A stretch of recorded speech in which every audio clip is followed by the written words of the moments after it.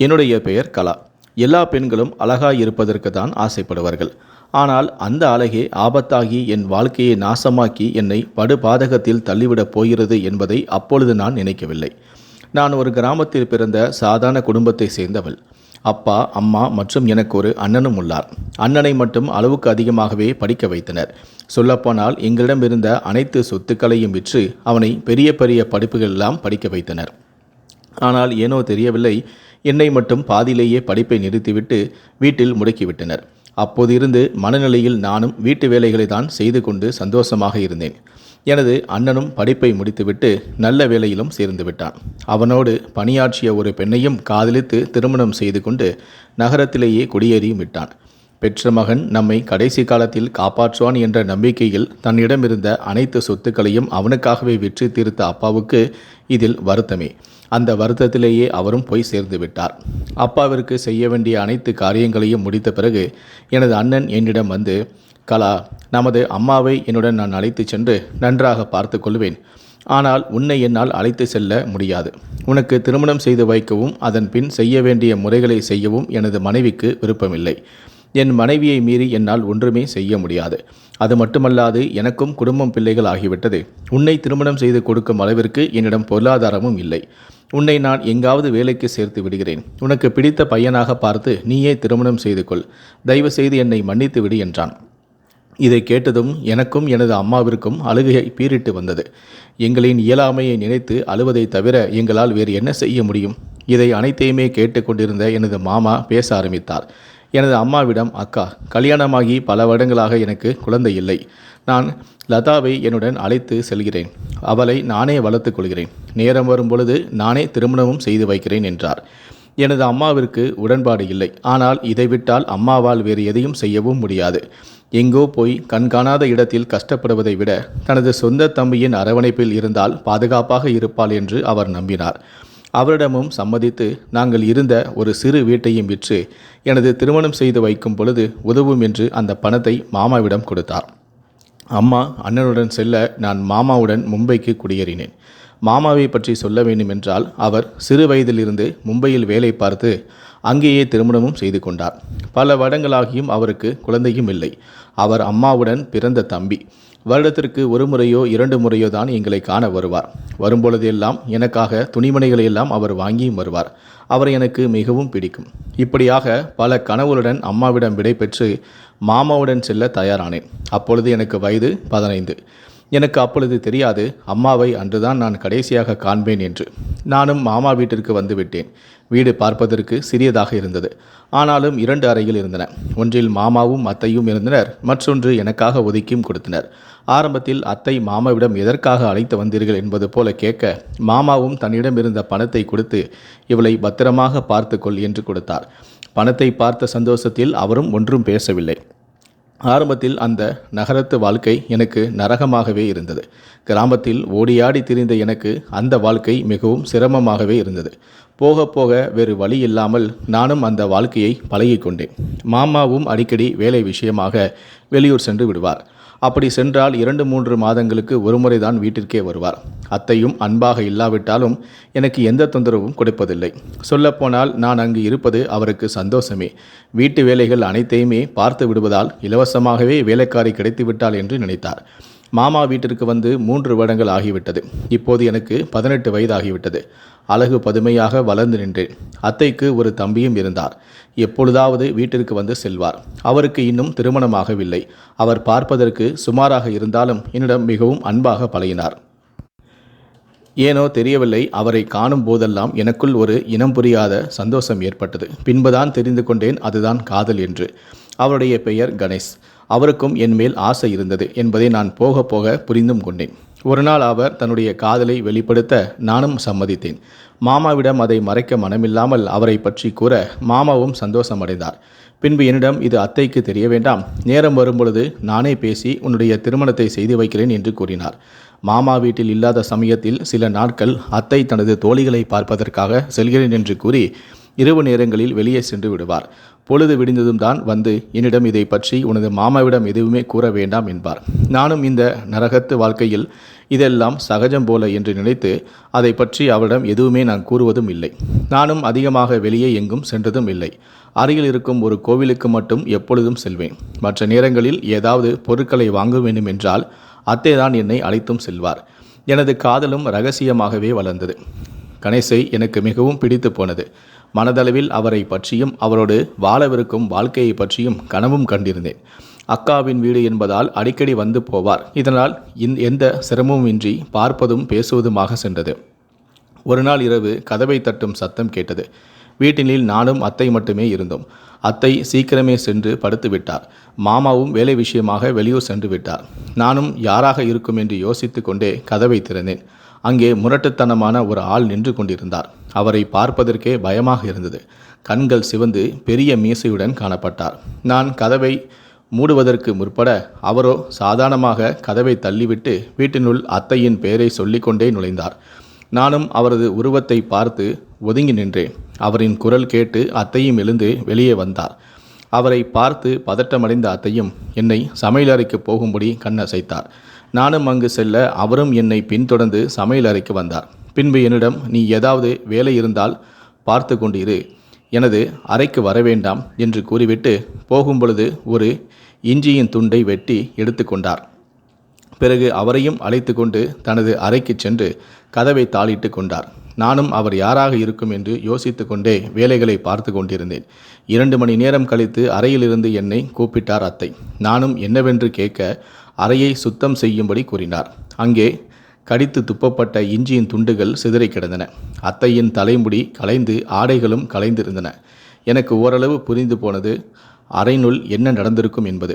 நானும் ஒன்றும் கூறாமல் அறையை சுத்தம் செய்து கொண்டிருந்தேன். அந்த முரட்டுத்தனமான ஆளும் என்னையே கூர்ந்து கவனித்து கொண்டிருந்தான். எனக்கும் ஒரு மாதிரியாக இருந்தது. பிறகு அவரும் அத்தையிடம் விடை பெற்று கதவை திறக்க சரியாக கணேசும் உள்ளே நுழைந்தார். அவரை பார்த்து கணேஷ் முறைக்க ஒன்றும் கூறாமல் அந்த முரட்டுத்தனமான ஆளும் வீட்டை விட்டு வெளியே சென்று விட்டார். பிறகு அத்தையும் கணேசும் கோபமாக ஏதோ பேசிக் கொண்டிருந்தனர். அறைக்கதவு சாத்தப்பட்டிருந்ததால் எனக்கும் சரியாக விழவில்லை. சிறிது நேரத்திலேயே கணேசும் கோபமுடன் அங்கிருந்து சென்று விட்டார். அத்தை மட்டும் சிறிது நேரம் அழுது கொண்டு இருந்தார். நானும் என்ன ஆனது அத்தை என்று கேட்க என்மேல் கோபப்பட்ட அவர், எல்லாமே உன்னால் தான் வந்தது என்று என்மேல் எரிந்து விழுந்தார். நானும் ஒன்றும் புரியாமல் வேலைகளை முடித்துவிட்டு எனது அறைக்கு சென்று படுத்து கொண்டேன்.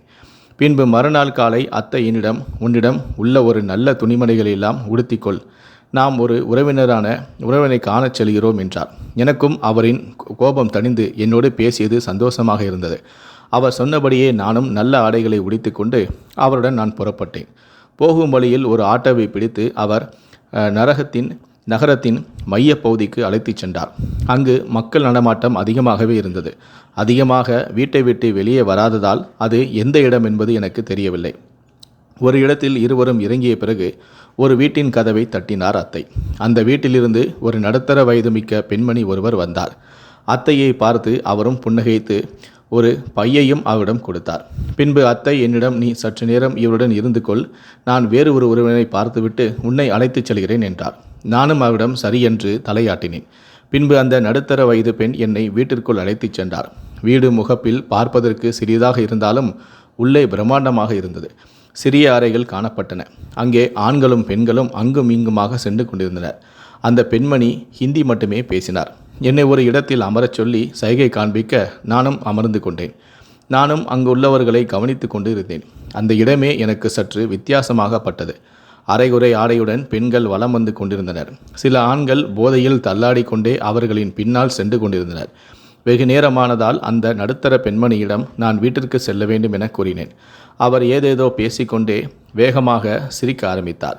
எனக்கும் ஒன்றும் புரியாமல் விழித்து கொண்டிருந்தேன்.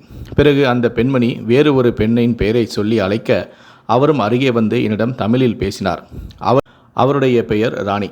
அந்த நடுத்தர வயது பெண்மணி ராணியிடம் ஏதோ சொல்ல அவரிடம் விலக்கிச் சொன்னார். பாரம்மா, உனது அத்தை உன்னை இங்கே பணத்தை வாங்கி கொண்டு விற்றுவிட்டார். நீ இங்கிருந்து செல்ல முடியாத காரியம். அவர் என்ன சொல்கிறாரோ அதன்படி கேட்டு நடந்து கொள், அதுதான் உனக்கு நல்லது என்றார். எனக்கு அவர் கூறியதும் தலையை பிடித்து கொண்டு அழுது கொண்டே அமர்ந்து விட்டேன். நான் அழுவதை பார்த்து எவரும் கண்டுகொள்ளவே இல்லை. இது ஏதோ தினமும் நடக்கும் வாடிக்கையான ஒன்றை போல என்னை கடந்து சென்றனர். என்னால் அவர்கள் சொல்வதை நம்ப முடியவில்லை. ஆனாலும் நம்பாமல் இருக்கவும் முடியவில்லை. எனது அம்மாவிற்கு பிறகு அத்தையின் மேல்தான் நான் அதிகமாக பாசம் வைத்திருந்தேன். ஆனால் அவர் இப்படிப்பட்ட காரியத்தை செய்வார் என்று நான் நினைக்கவில்லை. நான் மும்பையை பற்றி கேள்விப்பட்டிருக்கிறேன். பெண்களை விற்று விடுவார்கள் என்று கூட தெரியும். ஆனால் நம்பிக்கை துரோகம் செய்து எதற்காக என்னை அத்தை விட்டு சென்றார் என்று கூட தெரியாமல் கலங்கி போய் அழுது கொண்டிருந்தேன். பின்பு அந்த பெண்மணியும் ராணி அக்காவிடம் ஏதோ கூற, அவரும் என்னிடம் வந்து என்னை பற்றி விசாரிக்க நானும் அனைத்தையும் கூறினேன். அவர், லதா, உன்னை 2 லட்சத்திற்கு உன் அத்தை விற்றுவிட்டார். நீ இங்கிருந்து போக வேண்டுமென்றால் அந்த பெண்மணியிடம் 3 லட்சம் கொடுத்துவிட்டு தாராளமாக செல்லலாம். இல்லை என்றால் 2 வருடங்கள் அவர் சொல்வதை தான் நீ கேட்க வேண்டும். உன்னைப் போல பல பெண்கள் இங்கே உள்ளனர். அவர்கள் அனைவரின் வாழ்க்கையிலும் ஏதோ ஒரு வகையில் துரோகம் நடந்து இந்த இடத்திற்கு வந்தவர்கள்தான். இந்த இடத்திலிருந்து தப்பித்து விடலாம் என்று கனவு காணாதே. உன்னை இங்கேயே கொன்று போட்டால் கூட கேட்பதற்கு ஆள் இருக்க மாட்டார்கள். நீ நினைப்பது போல இது சாதாரணமான இடம் கிடையாது. அந்த பெண்மணிக்கு அரசாங்க அதிகாரிகள் முதல் அரசியல்வாதிகள் வரை அனைவரிடமும் பழக்கம் உள்ளது. வீணாக உனது வாழ்க்கையை தொலைத்து விடாதே. 2 வருடங்கள் அவர் சொல்வதைப் போல் இருந்துவிட்டு பிறகு வெளியே சென்று உன்னுடைய வாழ்க்கையை தேடிக்கொள் என்றார். எனக்கும் அவர் சொல்வதை புரிந்து கொள்ள முடிந்தது. ஆனால் என்னால் அதை ஏற்றுக்கொள்ள முடியவில்லை. இதுபோல விஷயங்களை சினிமாவில் தான் நான் பார்த்திருக்கின்றேன். ஆனால் எனது வாழ்க்கையில் நடக்கும் என்று நான் கனவிலும் நான் நினைக்கவில்லை. 2 நாட்களாக அழுது கொண்டிருந்தேன். இந்த 2 நாட்களும் எனக்கு எந்த உணவும் வழங்கப்படவில்லை. வேறு வழியும் தெரியவில்லை. தானாக ஒரு முடிவுக்கு வந்துவிட்டேன். அவர்கள் சொல்வதைப் போல 2 வருடங்கள் மட்டும் இருந்து விடலாம் என்று முடிவெடுத்து விட்டேன். அதை விட்டால் வேறு வழியும் எனக்கு இல்லை. இதை ராணி அக்காவிடம் நான் தெரிவிக்க அவரும் சந்தோஷப்பட்டார். பின்பு முதலாளியான நடுத்தர பெண்ணிடம் தெரிவிக்க அவரும் நல்ல உடைகளையும் உண்பதற்கு உணவையும் கொடுத்து ஏற்பாடு செய்தார். அன்று இரவே என்னை அலங்கரித்து வரிசையில் நிற்க வைத்தனர். அங்குள்ள பெண்களும் அவர்களது மொழியில் எனக்கு ஆறுதல் கூறினர். அவர்கள் பேசுவது ஒன்றும் புரியவில்லை என்றாலும் அதுவாகத்தான் இருக்கும் என்று தெரிந்தும் கொண்டேன். எனக்கு நடந்த துரோகத்தை நினைத்து என்னுடைய வாழ்க்கையை எனக்கு வெறுத்து விட்டது. பின்பு என்னிடம், ராணி அக்கா உன்னை ஒரு பணக்கார ஆள் ஒருவர் ஒரு இரவுக்கு அழைத்திருக்கிறார் என்றார். போகும் பொழுது நீ இந்த தொழிலுக்கு புதிது ஆண்களிடம் முரட்டு பிடிக்காதே. அப்படி பிடித்தால் அவர்களுக்கு வெறி அதிகமாகி உன்னை காயப்படுத்தி விடுவர். பார்த்து பக்குவமாக நடந்து கொள் என்று புத்திமதி கூறி அனுப்பினார். 1 இன்ச் துண்டையும் கொடுத்து இதை வாயில் வைத்துக்கொள் என்றும் கொடுத்து அனுப்பினார். எனக்கு அவர் கூறியது ஒன்றும் புரியவில்லை. எதற்காக இஞ்சி துண்டை கொடுத்தார் என்பது புரியவில்லை. நானும் நடைப்பிணமாக சென்று அறையில் அமர்ந்தேன். சிறிது நேரத்தில் அந்த பணக்கார கிழவனும் உள்ளே வந்தான். எனது அருகே அமர்ந்து அவன் பேச ஆரம்பிக்க அவன் வாயிலிருந்து சாராய நாற்றம் வெளியேறியது. என்னையும் மீறி குமட்டி கொண்டு வாந்தி எடுத்தேன். ஆனால் அதையெல்லாம் அவன் பெரிதாக கண்டு கொள்ளவில்லை. அவனது வேலையிலேயே குறியாக இருந்தான். ஒரு கட்டத்தில் அவனிடம் இருந்து தப்பிச் செல்ல முயல என்னை கன்னத்தில் அறைந்து படுக்க வைத்தான். பின்பு என்னிடம் மிகவும் முரட்டுத்தனமாக நடந்தும் கொண்டான்.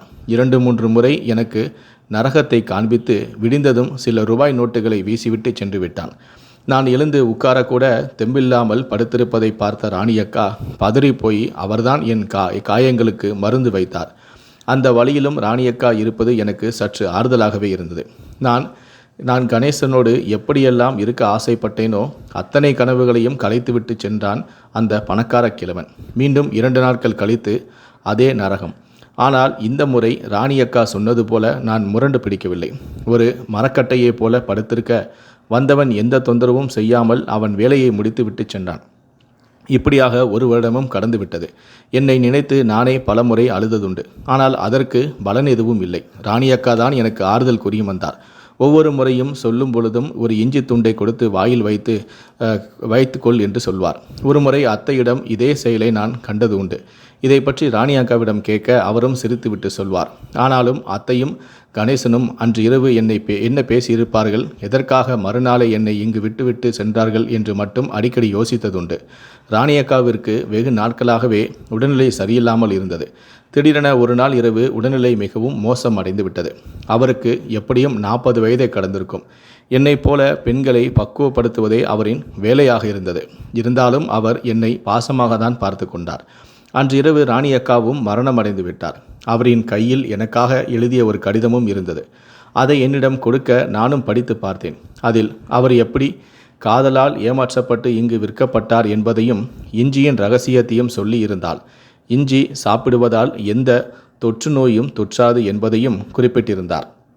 அவருக்காக சேர்த்து வைத்திருந்த கொஞ்ச பணத்தையும் எனக்காக கொடுக்க சொல்லியிருந்தார். என்னை அவரது சொந்த மகளாகவே நினைத்தது அவர் எழுதிய கடிதத்திலிருந்து தெரிய வந்தது. அவர் இல்லாததை நினைத்து ஒரு வாரம் முழுவதும் அழுது கொண்டிருந்தேன். எனது நிலைமையை பார்த்து யாரும் என்னை தொந்தரவு செய்யவும் இல்லை. அவர் இல்லாத மீதம் இருந்த ஒரு வருடமும் நரகமாக கழிந்தது. மொத்தம் 2 வருடம் கழிந்ததால் ஒரு நாள் என்னை அழைத்த முதலாளி பெண்மணி, உன்னை வைத்து நான் நன்றாக சம்பாதித்து விட்டேன். உனக்கு விருப்பம் இருந்தால் நீ இங்கு இருக்கலாம், இல்லை என்றால் வெளியே சென்று பிழைத்து கொள்ளலாம். உனக்கு சேர வேண்டிய பணம் என்று ஒரு சிறிய தொகையை என்னிடம் கொடுத்தார். தவறான தொழிலில் செய்தாலும் அவர் நியாயமாகவே நடந்தும் கொண்டார். என்னிடமும் வாடிக்கையாளர்கள் கொடுத்து சென்ற சிறிய தொகையும் இருந்தது. நானும் சந்தோஷமாக அவரிடம் விடை பெற்று மாமாவை காண்பதற்காக சென்றேன். ஆனால் அவர்கள் இருந்த வீட்டில் யாரும் இல்லை. அக்கம் பக்கத்தில் விசாரிக்க அவர்களும் ஏதோ விவரம் தெரியவில்லை. எங்கு செல்வது என்று தெரியாமல் வேலை தேடி அலைந்து கொண்டிருந்தேன். கடைசியாக ஒரு உணவகத்திலும் வேலை கிடைத்தது. ஆனால் தனியாக இருக்கும் பெண் என்பதால் எல்லோருமே என்னை உபயோகிக்க மட்டுமே முயற்சி செய்தனர்.